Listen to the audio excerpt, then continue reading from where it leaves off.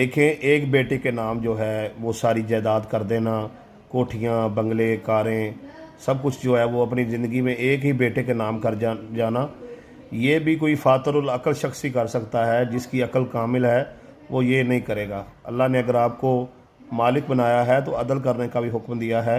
जब कुरान में अल्लाह ने फरमा दिया कि बेटों का हिस्सा जो है वो बेटियों से दुगना है, तो सबके हिस्से मुकर्रर हो गए। आप किसी सूरत भी एक बेटी या बेटे के नाम जो है वो जायदाद नहीं कर सकते। ज़िंदगी में अगर आप करना चाह रहे हैं तो सब बच्चों का जो जो हिस्सा बनता है और जो बीवी का बनता है सबको बराबर दे के जाएँ, ये अमल ठीक है। ठीक है जी। किसी के नाम कर जाना और किसी के नाम ना करना ये जुल्म है। दो शादियां करना, एक बीवी की औलाद जो है उसके नाम सारा कुछ कर जाना और दूसरी बीवी की औलाद को कुछ ना देना, ये भी जुल्म है। तो इससे बाज रहें, जायदाद को सही तरीके से तकसीम करें ताकि आपकी आखिरत